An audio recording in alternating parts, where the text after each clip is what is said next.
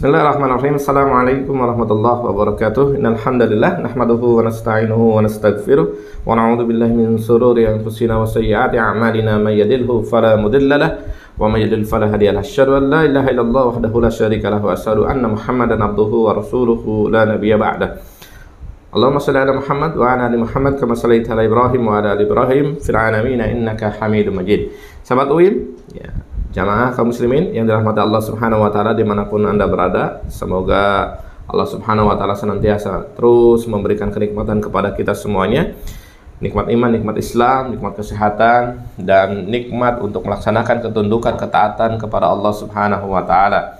Kemudian tidak lupa kita bersalawat atas Rasulullah sallallahu alaihi wasallam, manusia terbaik yang diberikan oleh Allah Subhanahu wa taala untuk seluruh ummah, untuk seluruh manusia.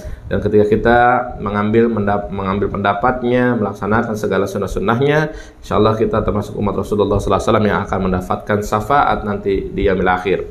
Sahabat UIM yang dirahmati Allah Subhanahu wa taala dan jamaah kaum muslimin yang dirahmati Allah Subhanahu wa taala, baru-baru ini kita mendapatkan kabar bahwa kembali India kemudian mencatatkan sejarah sebagai negara yang kemudian terus melakukan gerakan Islamofobia.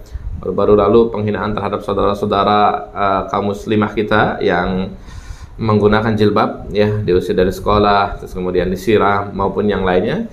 Nah, hari ini melalui salah satu juru bicara atau anggota partai India, kemudian mereka mengatakan atau mengolok-olok Al-Quran dengan mengatakan Al-Quran itu adalah seperti dataran bumi, dan kemudian mengolok-olok Nabi, manusia yang paling mulia, dengan memperolok-olok terkait dengan pernikahan Nabi dengan Aisyah radhiyallahu anha, bahwa Aisyah dikatakan sebagai dinikahi Rasulullah sallallahu alaihi wasallam dan pada usia 6 tahun, dan kemudian digauli Rasulullah sallallahu alaihi wasallam dengan usia 9 tahun dengan perolokan yang mengatakan bahwa Rasulullah sallallahu alaihi wasallam seolah-olah menikahi anak yang di bawah umur, yang memperolok-oloknya. Maka ini adalah sebuah penghinaan, penghinaan terhadap Rasulullah sallallahu alaihi wasallam, di mana kita hari ini umat Islam semuanya sudah bersahadat mengatakan asyhadu an la ilaha illallah wa asyhadu anna Muhammadur Rasulullah, bahwa bersaksi bahwa tiada ilah, tiada Tuhan selain Allah Subhanahu wa taala, dan bersaksi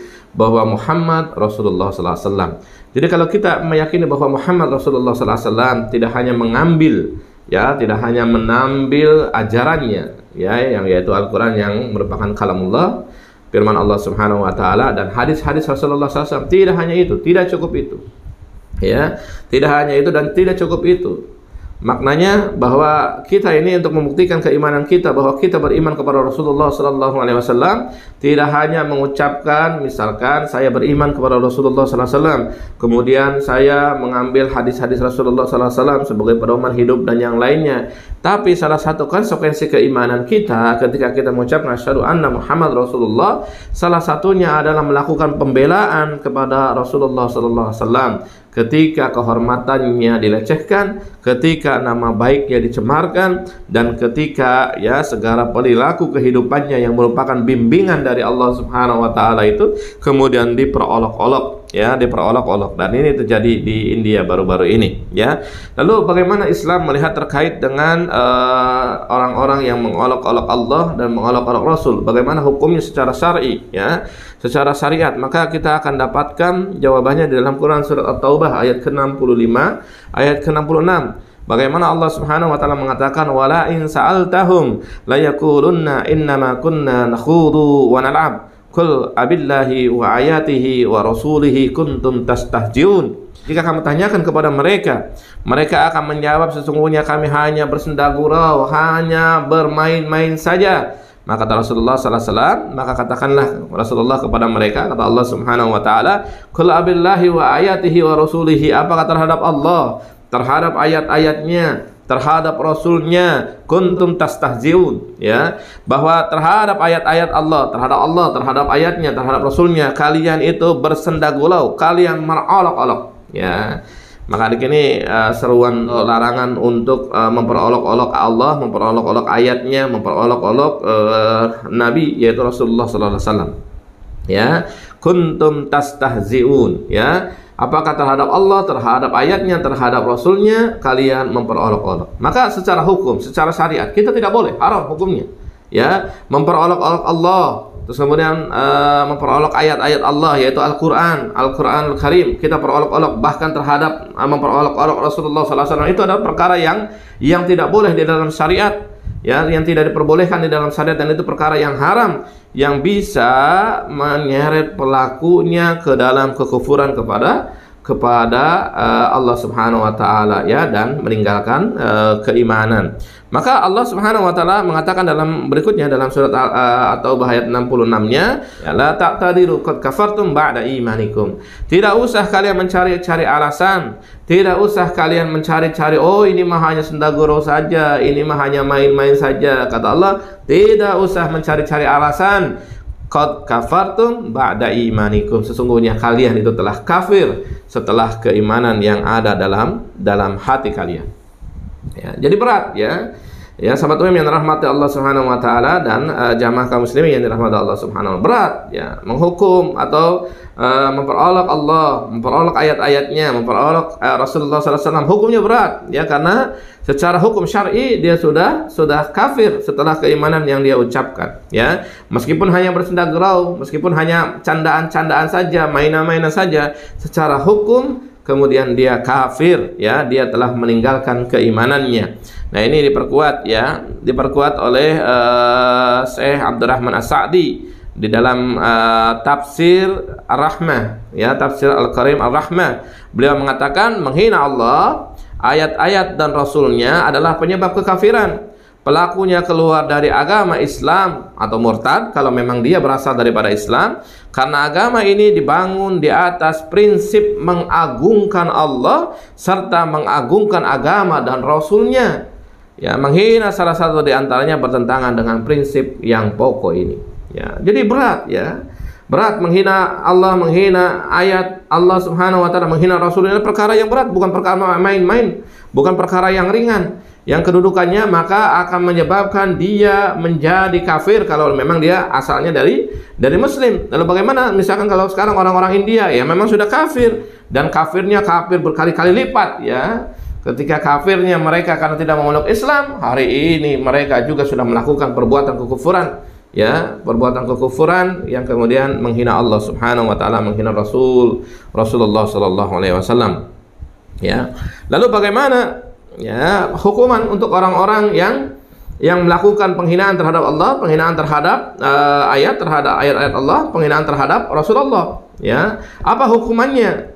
Apa hukuman yang pantas untuk mereka, baik yang muslim murtad dan kemudian maupun orang-orang kafir yang menghina Allah, memperolok ayat-ayat Allah dan Rasulullah sallallahu alaihi wasallam, ya. Saya mengambil pendapat salah satu ulama mazhab Syafi'i, ya, ulama Syafi'iyah, ya. Saya ingin mengambil pendapat, yaitu misalkan Syekhul Islam Al-Harrani dalam kitab As-Sarim Al-Maslul, ya.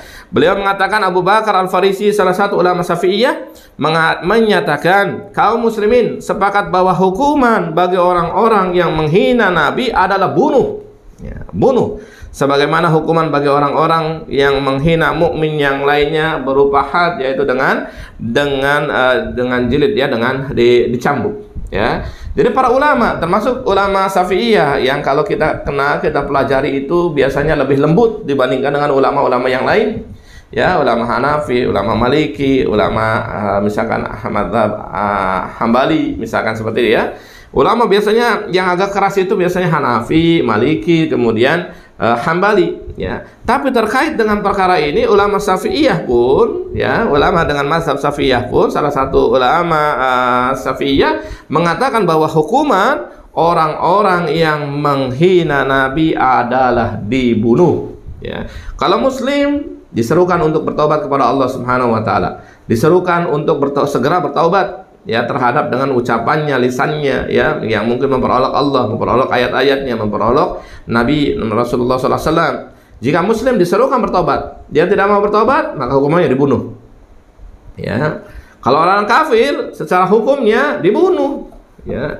Maka jangan salahkan nanti misalkan ada kaum muslimin di India yang kemudian yang kemudian menyerukan jihad untuk orang yang melawan orang yang menghina Rasulullah SAW, karena secara hukumnya memang untuk dibunuh, ya. Dan hal ini terjadi di India, ya, maksudnya terjadi di India, penghinaan-penghinaan ini, maka sangat mungkin kemudian mengundang reaksi dari umat Islam. Dan sekarang semua umat Islam bergerak, gitu ya, termasuk di Indonesia. Saya dengar bahwa Menlu, ya, atau pemerintahan langsung memanggil kedubes India. Nah, itu langkah yang baik, ya, agar segera mungkin pejabat di India tersebut meminta maaf terkait dengan penghinaan terhadap Rasulullah SAW. Karena kalau misalkan ini terus diteruskan dan tidak meminta maaf, maka sangat mungkin pintu jihad di India segera terbuka, ya. Kalau penghinaan terhadap Allah Subhanahu wa Ta'ala terus dilanjutkan, penghinaan terhadap misalkan terhadap kaum muslimin, penghinaan terhadap ayat Allah Subhanahu wa Ta'ala, yang terbaru penghinaan terhadap Rasulullah SAW terus dilakukan oleh orang-orang India yang notabene dilakukan karena Islamophobia. Mereka khawatir terkait dengan perkembangan Islam di India. India hari ini jumlah penduduknya sekitar 20% dari masyarakat India yang hampir 1 miliar penduduknya itu. Dan kaum musliminnya itu 20%, dan 20% itu sama dengan jumlah penduduk di Indonesia 200 jutaan.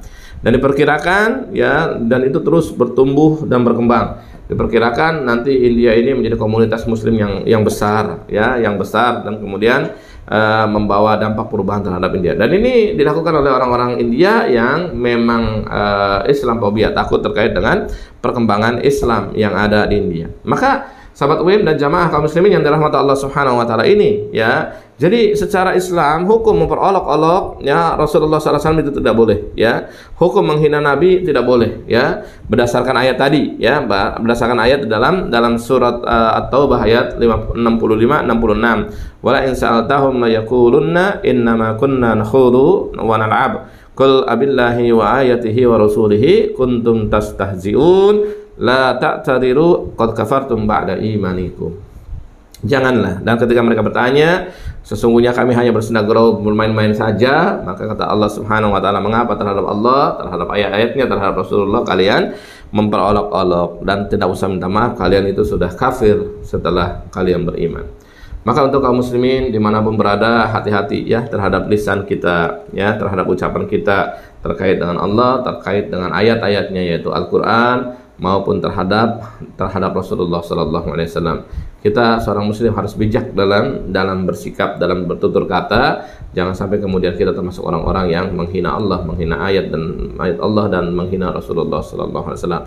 Dan terhadap orang-orang kafir, cegah lisan-lisan kalian untuk menghina agama kami, menghina Allah, menghina Rasul, menghina Nabi, menghina agama Islam, ya. Karena Islam, ya, menjaga toleransi sikap terhadap agama-agama yang lain. Namun ketika ayat-ayat Allah Subhanahu wa Ta'ala dinodai, ya, kemudian diolok-olok, dihinakan, dan Rasulullah juga diperlakukan seperti itu, ya, diperlakukan, dihinakan, ya, diperolok-olok, maka kewajiban umat Islam sebagai pembuktian bahwa dia beriman kepada Allah, beriman kepada Rasulullah, adalah membela, ya, hak-hak Allah dan hak-hak Rasulullah SAW.